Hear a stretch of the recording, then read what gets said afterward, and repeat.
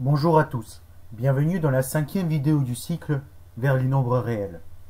Dans cette vidéo, nous allons parler de l'écriture décimale d'un nombre. Tout d'abord, on a l'habitude d'écrire les entiers sous leur écriture décimale. Par exemple 42, ou 124, ou 2021. Dans cette écriture, le dernier chiffre représente toujours le chiffre des unités. Le deuxième chiffre de la fin représente le chiffre des dizaines. Le troisième chiffre, le chiffre des centaines. Le quatrième, le chiffre des milliers. Et on peut continuer cette explication. Cela permet d'exprimer de façon ordonnée le nombre duquel on parle. Maintenant, que veut-on dire quand on parle de 4,1? Alors 4,1 c'est presque 4, mais 4 auquel on rajoute une dixième. Chose qu'on peut aussi écrire comme 41 dixièmes. L'écriture décimale est commode pour exprimer la longueur d'un segment. Quand on veut mesurer un segment, par exemple celui-là, pour le mesurer, on a besoin de choisir une unité de longueur. Donc l'unité de longueur, par exemple, c'est celle-là. Ensuite, pour mesurer ce segment, on regarde combien de fois on arrive à mettre l'unité de longueur le long de ce segment. Donc là, en partant de l'extrémité, on arrive à la mettre une fois, puis une deuxième, puis une troisième, puis une quatrième. Donc là, on est arrivé à mettre 4 fois l'unité de longueur dans ce segment. Et ensuite, il reste quand même un bout de ce segment qu'on n'a pas calculé. Si on met complètement une 5e unité de longueur, on dépasse ce segment. Donc ça signifie que la longueur de ce segment se situe entre 4 unités de longueur et 5 unités de longueur.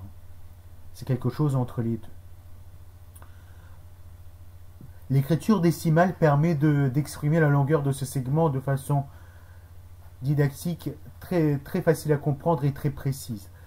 Dans ce cas, on divise en fait le segment unité en 10 parties et on regarde combien de fois on arrive à mettre la dixième de l'unité de longueur le long du reste du segment.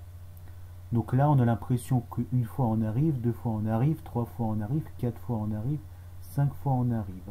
Donc là, on a réussi à dire que ce segment a une longueur entre 4,5 et 4,6. 4 et 5 dixièmes d'unité et 4 et 6 dixièmes. Sur ce segment, on a l'impression qu'on a déjà fini de mesurer et que le résultat est de 4,5. Si on avait une meilleure vue ou une meilleure résolution sur l'écran, on aurait pu voir qu'il reste quand même un petit bout du segment. Et ce bout du segment, on doit le mesurer avec des dixièmes, avec des centièmes pardon, de l'unité de longueur. Ce qui permettra d'obtenir une mesure encore plus précise de l'unité de longueur. Mais dans ce cas, on aura encore un chiffre après la virgule. Si on veut être encore plus précis, on aura trouvé encore une chiffre après la virgule. 4,537 est une mesure très précise de ce segment parce qu'on est allé jusqu'au chiffre des millièmes. Donc quand on écrit que la longueur de ce segment peut être approchée par 4,537, c'est-à-dire que la longueur de ce segment, elle, se situe entre 4,537 et 4,538. Si on veut être encore plus précis, on peut chercher combien est de 10 millièmes de l'unité de longueur de l'unité de longueur le long de ce qui reste du segment. Et écrire encore une chiffre après la virgule, etc., etc. Ainsi, un nombre écrit avec 2 chiffres après la virgule, c'est la longueur d'un segment donnée avec une précision d'un centième. C'est-à-dire on ne s'intéresse pas à une précision de fou, mais ça nous intéresse de savoir la longueur du segment avec une précision d'un centième de centimètre. Imaginez que vous vous intéressez à l'écriture décimale d'une fraction. Donc par exemple 20 divisé par 7. Déjà 20 divisé par 7 n'est pas entier. Mais ce qu'on peut faire, c'est déjà essayer de l'approcher par un entier. Dans 20, combien de fois on peut mettre 7? 2 fois. En effet, 7 fois 2 c'est 14. Et entre 14 et 20, il ne reste plus que 6. Et 6 c'est plus petit que 7. Donc, on va s'apercevoir qu'en fait, ce qu'on fait là, ça correspond à faire une division euclidienne de 20 par 7. Donc 20 divisé par 7, ça fait 2. 2 fois 7, c'est 14. Donc il reste 6. Ainsi, 20 divisé par 7, c'est 2, avec un reste égal à 6. Ensuite, si on veut connaître le premier chiffre après la virgule, bah, on écrit 60, et on essaie de diviser 60 par 7. 60 divisé par 7, ça fait 8. Et 8 fois 7, 56. Donc, le reste est 4. Si on veut obtenir une nouvelle chiffre après la virgule, on reporte un 0, et on divise 40 par 7. 40 par 7, c'est égal à 5. 5 fois 7, 35. Donc, le reste qu'on obtient est 5. Ensuite, quand on veut encore un chiffre après la virgule, être encore plus précis dans l'écriture du nombre 20 divisé par 7, donc là, jusque-là, 20 divisé par 7 avec une précision de 1 centième, c'est 2,85. En effet, on a réussi à mettre 2 fois 7 dans 20. Donc le nombre entier qui correspond à 2 divisé par 7, c'est 2. Ensuite, il est resté 6. Et si on veut savoir combien on veut mettre de dixième de 7 le long de 6, bah, si on veut savoir combien de dixièmes de 7 le long de 6, il faut... Donc on a 6 là, et on veut savoir combien de dixièmes de 7 on peut mettre le long de 6. Mais 7 est plus grand que 6, mais qu'on peut savoir combien de dixièmes de 7 il faut mettre le long de 6, bah, il faut diviser 7 par 10.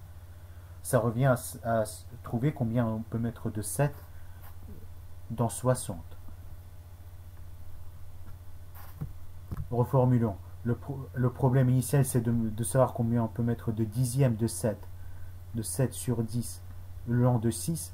Bah, c'est pareil que de trouver combien on peut mettre de 7 le long de 60. Voilà. Donc 20 divisé par 7, c'est 2. Il reste 6. Pour continuer l'écriture décimale de ce nombre, il faut savoir combien on peut mettre de dixièmes de 7 le long de 6. Mais pour savoir combien on peut mettre de dixièmes de 7 le long de 6, c'est pareil que de savoir combien on peut mettre de 7 le long de 60. Donc 6 multiplié par 10, 60. C'est ainsi qu'on s'est ramené à diviser 60 par 7, obtenir 8, et obtenir 4 comme reste. De même, pour obtenir le chiffre qui suit après la virgule, ben, on divisait 40 par 7, on a obtenu 5 et un reste de 5. Pour obtenir le chiffre qui suit ensuite après la virgule, ben, on va diviser 50 par 7. 50 divisé par 7, ça vaut 7. 7 fois 7, c'est 49. Et on obtient un reste égal à 1. Donc maintenant, on va diviser 10 par 7. 10 par 7, c'est égal à 1. Il reste 3. Maintenant, on va diviser 30 par 7. 30 par 7, c'est égal à 4. 4 fois 7, c'est 28. Donc il reste 2.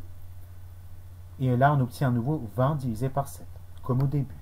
20 divisé par 7, c'est égal à 2, avec un reste qui est à nouveau égal à 6. Donc en fait, si on continue ce procédé, vous allez remarquer qu'on va trouver à nouveau 8, parce que 60 divisé par 7, c'est 8, et le reste, ça sera à nouveau 4. Ensuite, 40 divisé par 7, ça sera à nouveau 5, et le reste, ça sera 5. Ensuite, 50 divisé par 7, ça sera à nouveau 7, et le reste, ça sera 1. Donc en fait, les mêmes chiffres vont se répéter. Etc., etc., etc. Donc quand on divise 20 par 7, ce qu'on obtient, c'est une écriture périodique. On obtient une écriture décimale périodique.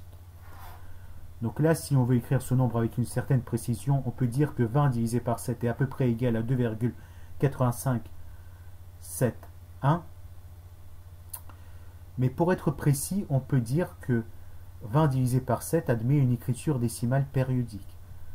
20 divisé par 7, c'est égal à 2,8571,4,2. Et après, on répète 8,5,7,1,4,2, 8,5,4,1, pardon, 8,5,7,1,4,2, 8,5,7,1,4,2, 8,5,7,1,4,2, 8,5,7,1,4,2, et comme ça on répète jusqu'à l'infini. Pour le noter, on écrit 8,5,7,1,4,2 entre parenthèses.